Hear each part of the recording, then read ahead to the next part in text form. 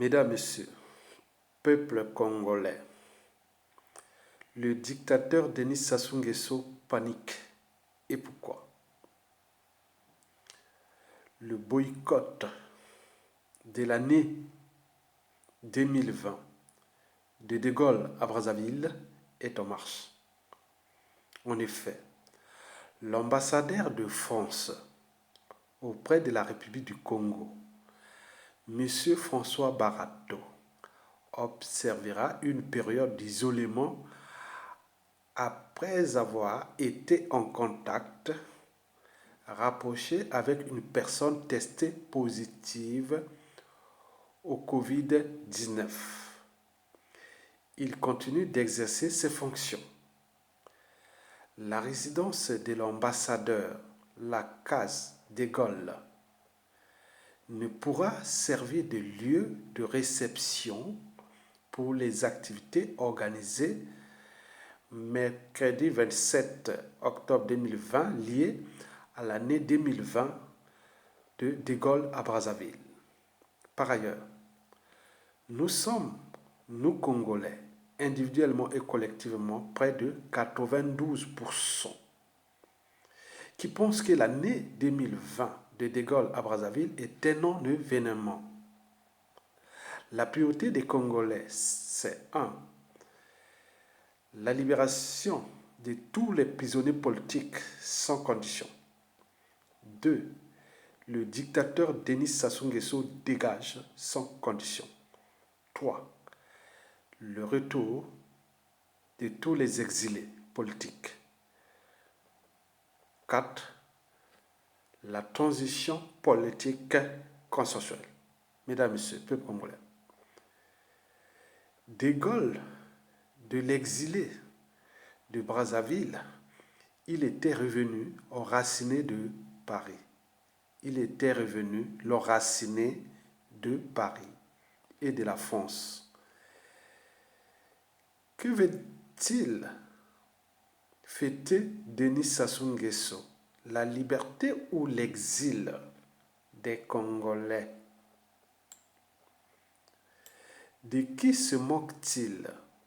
Puisque De Gaulle avait dit « Brazzaville est le refuge de la dignité, de la liberté du peuple français et du rapprochement du peuple congolais et français. » Arrêtez cette hypocrisie.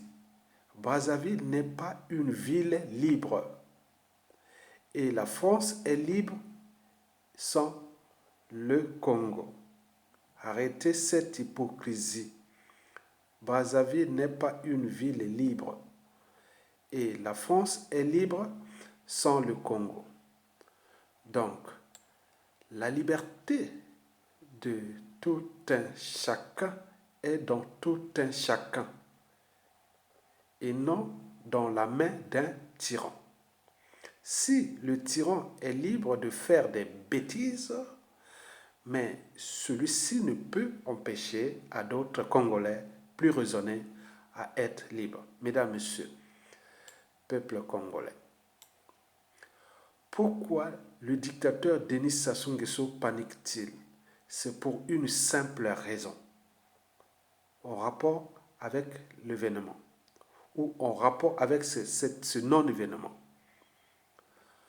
Cette raison est France-Afrique. En effet, le dictateur Denis Sassou Nguesso, au bout du rouleau,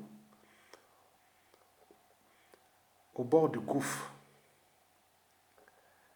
a voulu en profiter de cet événement. Oui, le dictateur Denis Sassou Nguesso, de plus en plus isolé, voulait en profiter de cet événement ou de ce non-événement pour séduire les réseaux France-Afrique qui, en grande partie, l'ont lâché. Explication. Donc, pendant ce non-événement-là pour le peuple, qui pour lui serait un événement, donc Jean-Yves Le Drian pourrait peut-être se rendre là-bas, et de là, il devait passer un message où Jean-Yves Le Drian devait lui donner le message, par exemple, du président Emmanuel Macron. Donc en fait, il voulait en profiter de cet événement pour savoir si, et seulement si, la France le soutient encore dans sa démarche de la tyrannie à vie, à défaut de transmettre sa tyrannie à un membre du clan. Or que sur le plan de la transmission de la tyrannie à un membre du clan, là, la France-Afrique, et notamment celle de Macron, dit niet. Non. Parce que Denis Sassou Nguesso veut transmettre cette tyrannie soit à son fils grand voleur, Denis Christophe Sassou Nguesso, ou à Jean-Dominique Okemba, à défaut, à Jean-Jacques Bouillard ou autres membres du clan. Mais c'est que la France-Afrique dit non. Les dangers, il y a trop de dangers. Parce que Denis Sassou Nguesso lui-même et son clan sont presque à 97% vomis par ce peuple. Le peuple est en défiance. Ce n'est plus la méfiance, mais en défiance. On évite ce clan. Donc le risque est d'en arriver à quelque chose d'imprévisible était élevé. Donc Macron a dit non. Mais lui, comme il est dans son passé, dans son monde, il croyait que Jean-Yves Le Drian, en arrivant là-bas, il voulait dire non, voilà le message de Macron, comme l'avait fait François Hollande en 2015. Souvenez-vous de juillet 2015, quand François Hollande avait donné quitus à Denis Sassou Nguesso de modifier la constitution du 20 janvier 2002. Et vous avez vu que quand Sassou Nguesso était revenu de Paris en juillet 2015, il est rentré au pays malgré la résistance du peuple à 95%. Il était passé en force avec sa fameuse constitution du 6 novembre 2015, qui devait être parmi la 6e ou la 7e constitution de Sassou Nguesso, de ces 36 ans de dictature. Et donc là, il y a des soucis. Il dit non, Macron, ce jeune-là, Macron, je ne peux pas acheter sa conscience. Donc, il voulait passer par les réseaux France-Afrique de Jean-Yves Le Drian pour les fiancer. Mais là, on va voir. Bon, si Jean-Yves Le Drian se rend à Brazzaville, c'est à ce moment-là, vous aurez aussi une autre interprétation. S'ils ne seront pas, en plus l'ambassadeur ne sera plus là. Et là, donc ça se dit non, mais ça y est, j'ai perdu le pouvoir. Et donc, le problème des conséquences de ce que François Hollande a fait en 2015 sont d'actualité. Il faut se dire que plus de 2 tiers des Congolais sont en méfiance et en défiance envers la France. Les relations entre le peuple congolais et la France, ou la France-Afrique, sont un peu comme les relations d'un employeur avec son employé. Donc l'employeur veut vraiment virer ce salarié-là. Donc il cherche les moyens pour le virer. Et donc nous, c'est pareil. Donc il y a des gens qui disent non, on veut vraiment se débarrasser de la France là parce que ça devient les soucis. Et d'autres pensent comme ce que le Rwanda l'a fait, d'autres pensent à la Centrafrique, l'exemple de la Centrafrique, d'autres parlent de l'exemple du Mali. Et donc il y a beaucoup d'enjeux. Donc il y a beaucoup de courants de pensée, de tendances et autres. Donc c'est la France qui a tout compris, qu'elle est maintenant en eau trouble.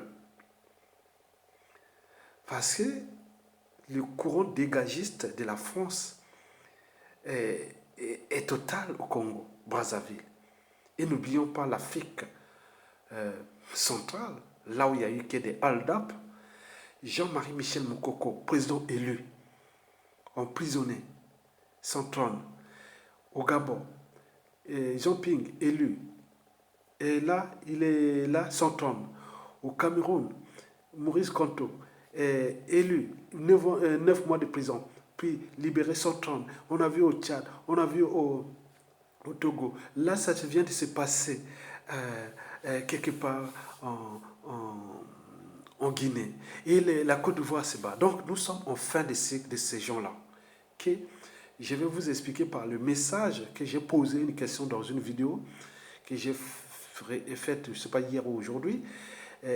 Bon, et il y a un Africain qui a répondu vraiment, que j'ai vu sa réponse, elle est vraiment d'actualité. Donc, il faut savoir que en ce moment, Sassou sent que ses jours sont comptés et que la France l'a lâché. La France, tous les moyens, voilà, pour les lâcher. En attendant de jouer le jeu, de trouver le consensus pour qu'elle n'ait pas des problèmes, elle n'ait pas des soucis après la chute de Sassou Nguesso, c'est-à-dire les soucis diplomatiques, économiques et géostratégiques à la chute de Sassou Nguesso. C'est tout l'enjeu de la France. Donc on est en train de jouer un peu, voilà. Donc Sassou, c'est passé. Mesdames, Messieurs, peuple congolais. Donc, il faut se dire que Denis Sassou Nguesso est un initié de ce Koubaïkou tordu. Il dit, ah tiens, là, c'est peut-être le Covid-19, là, donc c'est moi-même le Covid-19 peut-être. Vous avez tout compris. Et pour terminer, je vous informe que vous avez vu dernièrement le ministre des Affaires étrangères de l'Afrique du Sud avait un message du président sud-africain Cyril Ramaphosa. Mais quel était le contenu de ce message-là? On ne sait pas. Sachant que Ramaphosa, qui est le président de l'Union africaine, en exercice de l'Union africaine, et qui avait déclaré dès le début de sa mandature, elle avait dit que moi, avant que je quitte ma mandature en exercice de l'Union africaine, il faut libérer les prisonniers politiques. Bon, pour l'instant, bon. Et donc, le président sud-africain a envoyé un message à Denis Sassou Nguesso. On ne connaît pas le contenu de ce message. Vous avez vu l'ambassadeur là, le ministre des Affaires étrangères de l'Afrique du Sud, était dernièrement à Brazzaville. Il était reçu par l'éducateur Denis Sassou Nguesso. On ne sait pas le contenu du message. Je vous informe aussi que d'ici la fin de l'année, le président français Emmanuel Macron se rendra en Angola et en Afrique du Sud, sachant que les relations entre Denis Sassou Nguesso et l'Angola de João Lourenço ne sont pas au beau fixe. Et que vous connaissez le passif entre l'Angola et le Congo en relation avec ce qui s'est passé du coup d'État sanglant de 1997. Et donc, voilà pour l'info, pour la diplomatie que j'ai. Donc, il me semble que la France-Afrique a taillé la zone de Denis Sassou Nguesso. Okay? Le président Macron ira en Angola puis en Afrique du Sud. On ne sait pas pourquoi. Voilà, très bien. Maintenant, en terminant, j'avais posé la question de savoir pourquoi les troisième mandats des valets France-Afrique deviennent-ils des machines à liquider les populations. Et voici ce que un internaute a répondu et j'ai apprécié son message qui me fait rire parce que vraiment c'est... Il a dit que les troisième mandats en Afrique francophone est le signe que l'État terroriste français et ses francs-maçons ont du mal à recruter des idiots qui remplissent les critères de leurs tueurs à sang-froid, de voleurs naturels, d'hommes venus d'ailleurs, ayant du mépris pour ces esclaves volontaires, etc. C'est aussi le signe que les Africains savent résister et savent distinguer le vrai du faux. Le blanc l'a compris et estime que le seul moyen pour lui de continuer ses plans diaboliques, c'est le terrorisme qu'il impute souvent aux autres, faisant de lui une victime professionnelle. Le côté le plus cruel, c'est qu'ils savent que nous savons qu'ils sont cruels. C'est pour cette raison qu'il faut continuer de mobiliser, de conscientiser et de sensibiliser afin que les jeunes comprennent tout quel, quel est le rôle que ces blancs veulent que nous puissions jouer sur cette terre à défaut de nous exterminer. Voilà le message que j'ai. Vous le trouverez le commentaire là dans un article de Zingamambo. Mesdames, Messieurs, peuple congolais, je vous remercie et à bientôt.